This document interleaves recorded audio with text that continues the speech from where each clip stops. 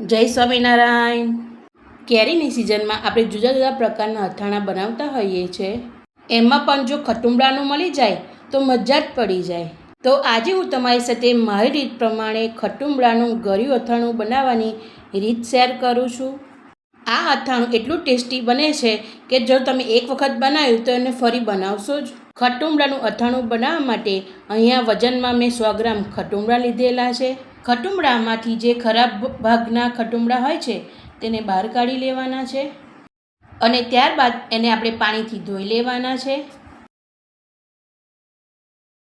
ત્યારબાદ આ પ્રમાણે એક કોરા નેપકિન પર ખટુંબરાને કોરા કરી લેવાના છે. કોરા થઈ જાય ત્યારબાદ એને એક બાઉલમાં લઈ લેવાના છે અને ખટુંબરાના ભાગનું મીઠું ઉમેરી લેવાનું છે. 1 ચમચી મીઠું અંદર ઉમેરેલું છે મેં. ત્યારબાદ ચપટી હળદર ઉમેરવાની છે અને મીઠું અને હળદરને મિક્સ કરી લેવાની છે. 1 દિવસ માટે ખટુંબરાને અથવા માટે રહેવા દેવાના છે અને ત્યારબાદ એક કાચી કેરીને લઈ લેવાની છે. અહીંયા મેં કાચી દેશી કેરી લીધેલી છે. એના પર નાના નાના પીસીસ કરી લેવાના છે. વજનમાં જોઈએ તો અહીંયા મેં 50 ગ્રામ જેટલી કાચી કેરી લીધેલી છે. કેરીના ભાગનું પણ આપણે મીઠું અંદર એડ કરી દેવાનું છે અને ચપટી હળદર ઉમેરી લેવાની છે. અહીંયા મારે ખટુંબરા અને કેરીને મિક્સ કરવા માટે એક મોટું બાઉલ લેવું પડ્યું કારણ કે મેં ખટુંબરા અને કેરીને બંનેને મિક્સ કરી લીધા છે. ખટુંબરા અને કેરીનો કલર ચેન્જ થઈ જશે. 1 દિવસ માટે એને ઢાંકીને રહેવા દેવાનું છે અને વચ્ચે વચ્ચે હલાવતા રહેવાનું છે. બીજા દિવસે ખટુંબરા અને કેરીને આપણે ખોલીને જોઈ લેવાની છે. તમે જોઈ શકો છો બંનેનો કલર એકદમ ચેન્જ થઈ ગયો છે અને આ રીતનું મીઠાના ભાગનું પાણી પણ છૂટું પડે છે. આ રીતનું કેરીનો અને ખટુંબરાનો કલર ચેન્જ થઈ ગયો છે. કેરી અને ખટુંબરાને એક કોટનના કાપડમાં આ રીતે સૂકવી લેવાનું છે. 2 થી 3 કલાક માટે આપણે એને રહેવા દેવાનું છે.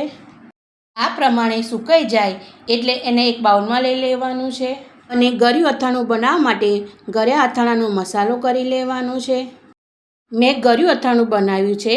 આની જગ્યાએ ખાટું પણ અથાણું બનાવી શકાય છે. 100 ગ્રામ જેટલો ગળ્યો અથાણાનો મસાલો લીધેલો છે જે મેં ઘરે બનાવેલો છે. જો તમને આ મારો અથાણાનો મસાલાની રેસીપી જોતી હોય તો કોમેન્ટમાં ચોક્કસ જણાવજો. મસાલાને કેરી અને ખટુંબરામાં મિક્સ કરી લેવાનું છે. ત્યારબાદ 100 ગ્રામ જેટલો ગોળ અંદર એડ કરવાનો છે. આપણા ટેસ્ટ પ્રમાણે ગળ પણ વધારે ઓછું લઈ શકીએ છીએ.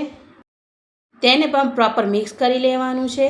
તમને જો મારી આ ખટુંબરાની રેસીપી ગમી હોય તો લાઈક અને શેર ચોક્કસ કરજો અને મને કોમેન્ટમાં પણ જણાવજો કે તમને મારી આ ખટુંબરાની રેસીપી કેવી લાગી. ત્યારબાદ અહીંયા મેં 3 ચમચી ખાંડ અંદર એડ કરેલી છે. ગળ્યા અથાણામાં ખાંડ એડ કરવાથી ગળ્યું અથાણું આપણું જે થીક થાય છે એવું થશે નહીં. થોડું લિક્વિડ ફોર્મમાં ગળ્યું અથાણું તૈયાર થશે. પ્રોપર મસાલા થઈ જાય ત્યારબાદ એને 1 દિવસ માટે રહેવા દેવાનું છે અને વચ્ચે વચ્ચે હલાવતા રહેવાનું છે. બીજા દિવસે આ રીતનું અથાણું તૈયાર થાય છે અને ખાંડ અંદર એડ કરવાથી આ રીતનું આપણું ગળ્યું અથાણું તૈયાર થાય છે. આગળની પ્રોસેસમાં હવે આપણે 3 થી 4 ચમચી તેલ ગરમ કરેલું છે. તેલ ઠંડુ થાય ત્યારબાદ એને આપણે અથાણામાં એડ કરી દેવાનું છે અને તેને પણ અથાણામાં મિક્સ કરી લેવાનું છે.